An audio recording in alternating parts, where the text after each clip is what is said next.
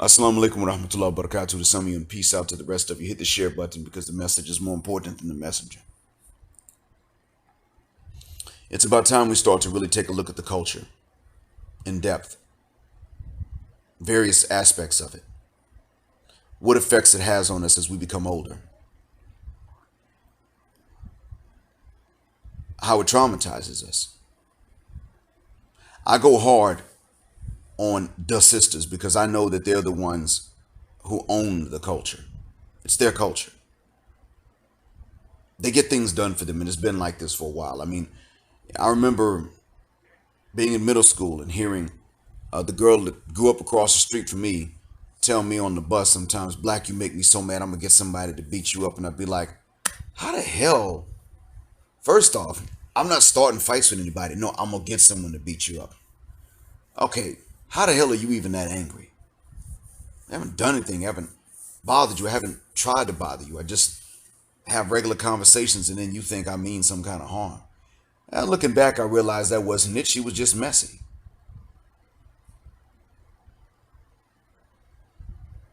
Looking back, I realized that all it was is she was messy. There was nothing else to it. She's messy. And she started, she actually tried it. She started going with on a Thursday, started going with this dude, friend of mine. He was from the hood. He could fight and he could rap. So they start going together on a Thursday. And then on a Friday, Saturday afternoon, somebody was joking with her. Someone that never met this dude was joking with her like, he just gonna want one thing. You the one that's gonna end up, you the one that's gonna be pregnant. And he was joking. He never met the guy. He was a friend of mine, but he had never met the guy himself. He's just joking around. And then on Monday, she said, I'm gonna break up with him. And I looked at her like, why? And she said, I just don't like him. I said, so I knew that as soon as I saw him, I needed to tell him, bro. She said she's gonna break up with you. So I went to my locker and he came to me and said, man, bro, I'm gonna beat you up. I thought he was joking. I was like, for what? I didn't do nothing to you. And he said to me, yes, you did, man. You told her all I wanted from her was one thing, man. She broke up with me. And I said, no. She said on the bus that she was going to break up with you because she just didn't want you anymore. So I came here to my locker and I was going to look for you to try to tell you before she saw you.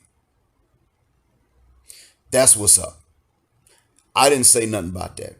And I told him there's a guy you never met. He was joking about this stuff and he was really just playing. Well, what's his name? So, bro, don't even worry about it. He was playing. He was really playing. He doesn't know you. He's just a clown. And she knew that. She knows y'all don't know each other. He don't go to this school. I didn't say nothing at all about it. I was there on my bike. And it didn't even register with me because he really is, he's a joke. He does this to everybody.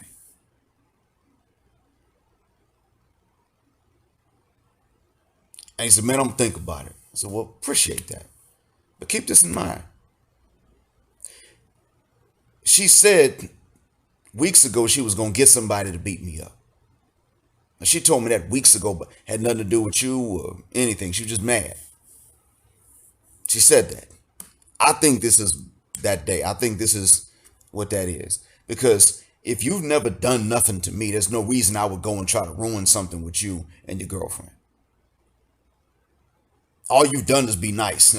It wouldn't even cross my mind. And a few hours later, he came back and he said, yeah, man, I believe you, bro, because you don't be doing stuff like that. You see, that's middle school stuff. The problem is that you are facing this still now as an adult. You brothers listening from the States, from Jamaica, from the UK, Canada, Belize, Guyana, Suriname even. Y'all still dealing with this. The triflingness, the messiness. It's not stopping.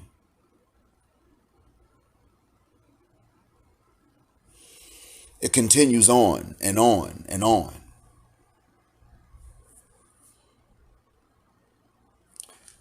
And you have to face a scenario in which you have grown up in an environment in which compliments are almost never given, no matter how much you earn them, no positive reinforcement unless it is for rapping, maybe dancing, usually gangbanging, and athletics. There's no other positive reinforcement. It's only negative for anything academic. Only negative reinforcement then. You get nothing positive for the most part. And what is it? What is it about rapping, dancing, and athletics? Well, these are fields in which you have a very low likelihood of being able to earn a living from them.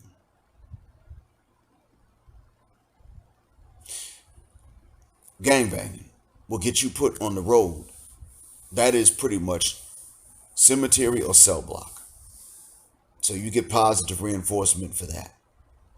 Thug stuff.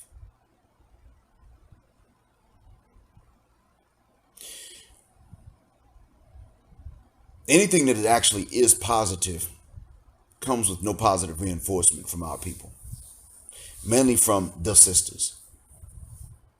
We are carrying a lot of this, a lot of the effects of this into the manosphere with us. And some of us make the mistake of trying to flex. Yeah, look at my muscles. And look where I'm living. I'm alpha. I'm so alpha. One of the reasons why there are men in the black manosphere that feel the need to say that they're so alpha or they're black manosphere adjacent is because they still have not deprogrammed from, I'm not going to say the negritude because that's not a good word. That means blackness in French. They have still not programmed from the negativity. They got that N199 software still in them and they think it's normal and natural. And so they are still trying to earn compliments that are never going to come.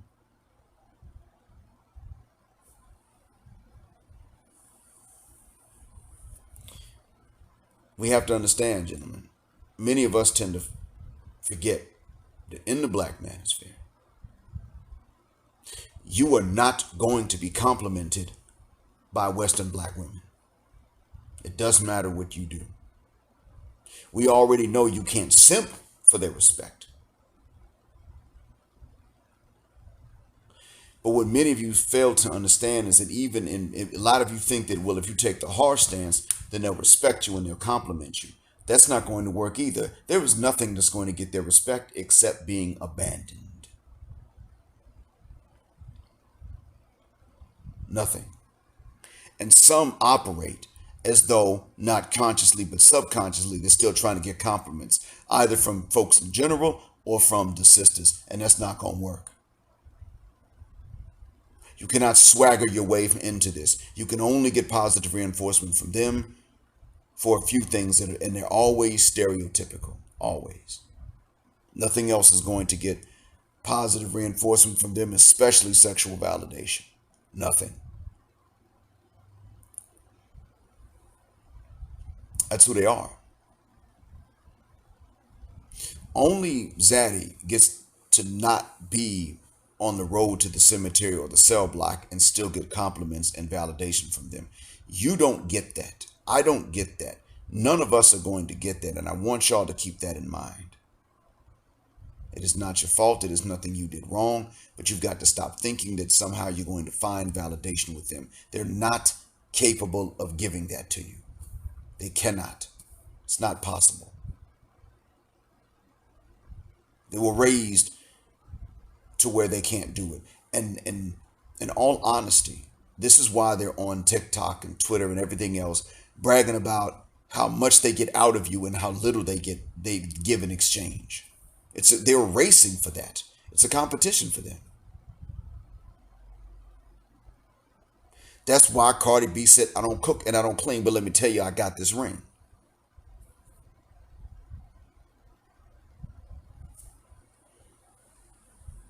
That's part of the plan.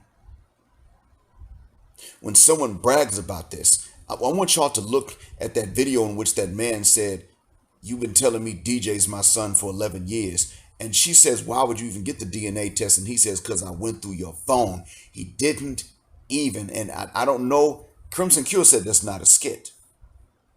And nobody's been able to identify him or anyone else as having made a skit before.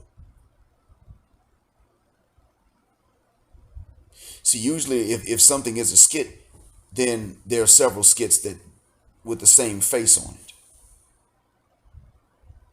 That chick that told her boyfriend, "I'm going to Atlanta," and it was the Ballers weekend, and then she went back to where I think to New York and said, "Yeah, I got you some shoes," and he said, "No, no, no, no, no, no. I already told you, you don't come back." That was a skit. She's in other skits too. This guy has not been seen in any other skits that have gone viral. So I don't think it is. And I think that if it's real, then that means we have to understand that these are the gyno rats. He said, "You've been bragging about this." Yes, she boasts because this is social currency for them. You can't get compliments from someone like that. And you must understand that the truth teller is run out of 9 villages. Honest people get chased from place to place to place. I had to leave the first city in this country in which I lived. I arranged for a transfer. But had I not done so, I would have been fired from that particular post anyway because I wouldn't let Bedouin niggas cheat on test or on attendance or anything else. I was like, "No, you're going to learn this English or you're going to fail. No, you're not allowed to cheat. You cheat, I write you up. If you don't come to class on time according to the rules of the university, you are absent." End of. I was like that. Ain't no nigga better we are gonna fly in front of me. I never respected that, never was going to. And for telling them, "You know what? Your culture sucks and you're making your nation ripe for a takeover by your enemies." For telling them that, because they needed to hear it, I was about to get run out of that city.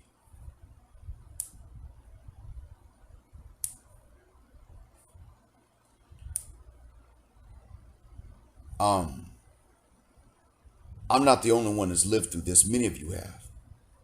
And what I just told you is an African proverb. I think it's largely West African, if I'm not mistaken. The truth teller gets chased out of 9 villages.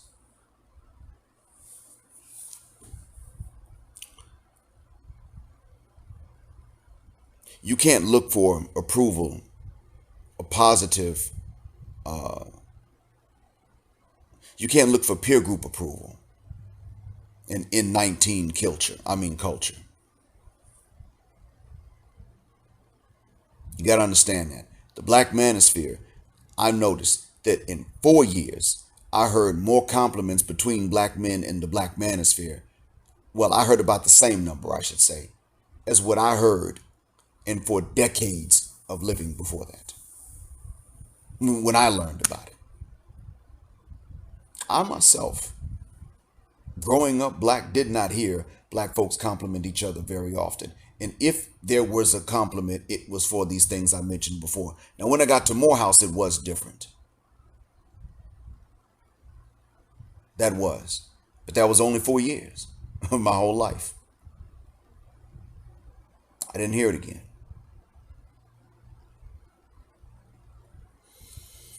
Till I found the black manosphere.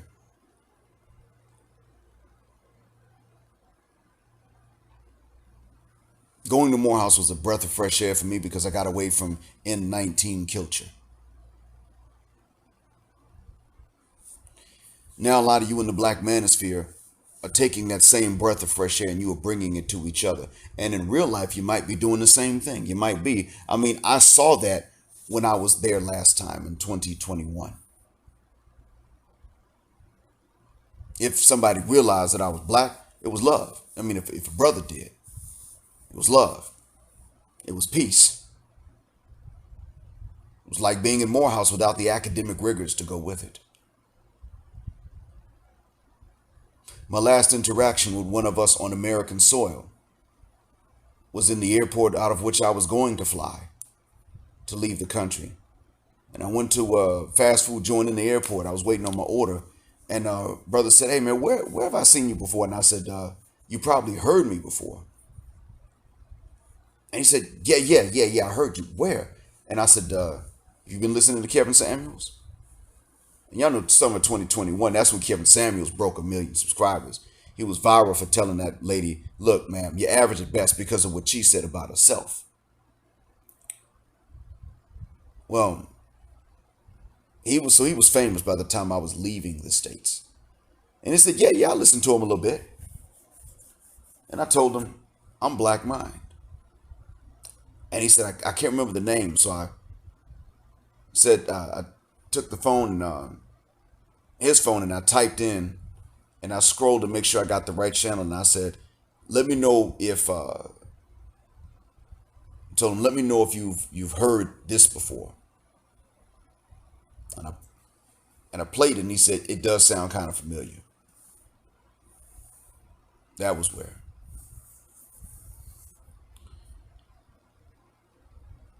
But see, that was peace. So it appeared to me from 2021 that you brought this even into real life with you, despite the beefs and unnecessary arguments that we've had. I can't sit up and say, though, that we're ever going to have this. In any instance, manosphere or not, in any context in which we are seeking the approval of sisters. What does it tell you?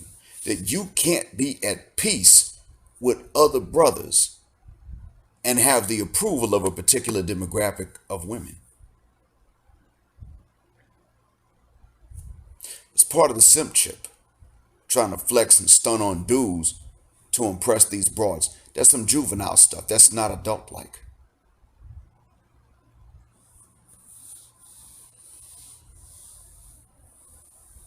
I think many of us are probably going to have to realize that that might require maybe some self-therapy, maybe. I'm not talking about professional unless you know you need it, but many of us are going to have to realize that these effects are real and that we're not to, that we need to stop trying because it's not working. Some of us are still trying to get the approval of Western black women, and you cannot do that without being negative. Remember when I told you, if she likes you, something is wrong with you. I lost my Patreon. I strongly suspect that it was for that message that I lost my Patreon. I'm calling on every last one of you, whether you hate each other or whether you like each other, whether you street swagged out or not, or X, whichever the case is. I'm telling you to understand that if the Western sister shows approval of you in mass, something is wrong with you. Because you look at that man that talked to that lady and said, for 11 years, you let me think DJ is my son, and he's not. He said, I went through your phone. How dare you go bragging to people about, I don't know, he's not my son. If she felt comfortable bragging about something like this, and as I stated, evidence is it's not a skit, that tells you that the culture is jacked up. She's not hiding it from other women. She's telling them. And not one of them saw fit to come and tap him on the shoulder and say, hey, look, let me show you this text message. You know this phone number? Yeah, that's my baby mom phone number. All right. Look, don't tell anyone I told you this, but that's the number and that's the text.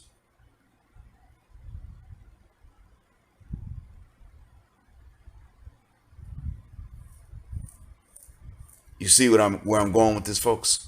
You understand now? This is important for you to realize the extent to which they are at war with you. You cannot, and I know a lot of this is subconscious. It's not something you're thinking about doing when you do it, but you cannot seek their approval. You need to understand that it is their disapproval that is a better sign of you being on the path on which you need to be.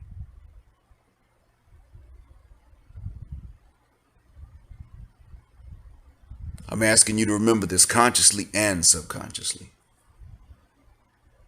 As long as there's a part of you that still wants their approval, you are still an N19.